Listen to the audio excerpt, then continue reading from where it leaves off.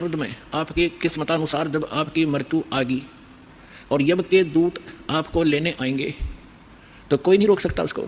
मासा घटे न तिल बधे विद ना लिखे जो लेख। तो कैसे, अब यहाँ क्या बताना चाहते हैं कि यदि आपकी मृत्यु का समय आ गया और चाहे आप 30 वर्ष 40 वर्ष 50 वर्ष के हो, 10 वर्ष के हो, 2 वर्ष के हो, 4 वर्ष के हो, तो आपकी मृत्यु होगी ही होगी।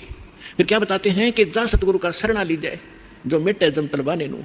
तलबाना माने जैसे सम्मन आते हैं कोर्ट से और उच्च कोर्ट से या राष्ट्रपति से उसका सर्टे मिल जाता है तो वो सम्मन वापस हो जाते हैं। तो यहाँ क्या बताना चाहते हैं कि जब फुरमान धनी का आया, आदेश आ गया, यहाँ तो विधाता ने विधान बना रखा है, तो को रखे घर जाने नो और जा सतगुरु का शरणा ली जाए मिटे जम तलबाने नो। धर्मराज दरबार में देई कबीर तलाक, मेरे बोले चुके हंस को तू पकड़िए मत कजाक। बोले पुरुष कबीर से धर्मराज कर जोड़े, तुमरे हंस को पकड़ो नहीं मुझे 2 ही लाख करोड़े।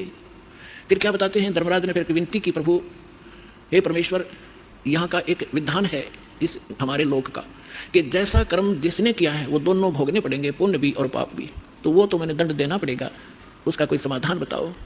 तो क्या बताते हैं कि कर्मों से तीरते हैं वो अब जो जपे कबीरे, उनको तो पकड़ना पड़ेगा और जड़नी पड़े जंजीरे। वो तो मेरे बस की बात नहीं, तो विधान है परमात्मा। तब परमात्मा कबीर जी ने कहा कि कर्म भरम ब्रह्मंड के मैं पल में कर होने से, जिन हमारी 2 ही दी सो करो हमारे पेसे। कहते हैं ये कर्म भ्रम तुमने यहाँ इनको मिसगाइड करके बुरे जुल्म करवा रहे हो तुम। ये कर्म भ्रम ब्रह्मांड के मैं पल में कर दूं नेस, इन पर कलम मार दूंगा, इनको खत्म कर दूंगा। और जिन्होंने मेरी दोहाई दी वो करो हमारे पेश, उसका अकाउंट भी मत लेना तू। तो ये ज्ञानदास सुनाता ही रहता है, परमात्मा की अमरवाणी है, ये कोई डूम बाट के गीत नहीं, उस सच्चे परमेश्वर का बताया हुआ सच्चा विधान है और ये ज्यों का त्यों है।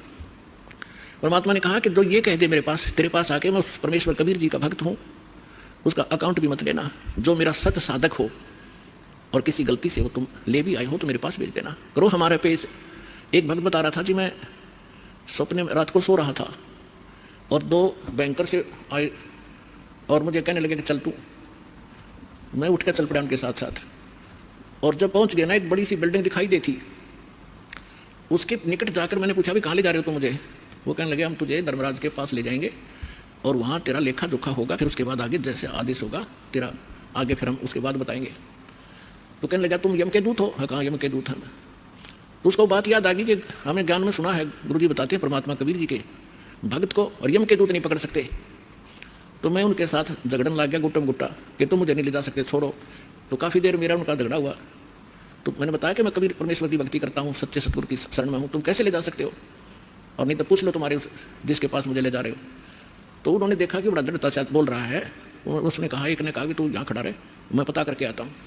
कहते वो अंदर गया, उसने मुझे आवाज़ सुनाई दे, उसने पूछा कि महाराज ऐसे ऐसे। वो कह रहा है कि मैं कबीर जी का शिष्य हूँ, भक्त हूँ, और तो मुझे नहीं ग्रहण कर सकते। धर्मराज से कहा, धर्मराज ने अकाउंट देखा, वो दोबारा खोल कर देखा कि कमे की तले आई इसने, इसको वापस छोड़ दो फटाफट, मन भी मरवाओगे तुम।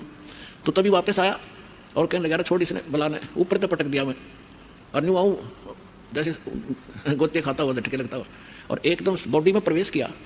और जब मैं उठा पसीना पसीना हो रहा, मेरी जाग खुल गई, नींद खुल गई, और काफ़ी देर तक मेरा शरीर सुन रहा, मैं हिल डुल नहीं सका, हिल डुल नहीं पाया। यदि मुझे ऐसी स्थिति मेरे शरीर की ना होती तो मैं सपना मानता इसको।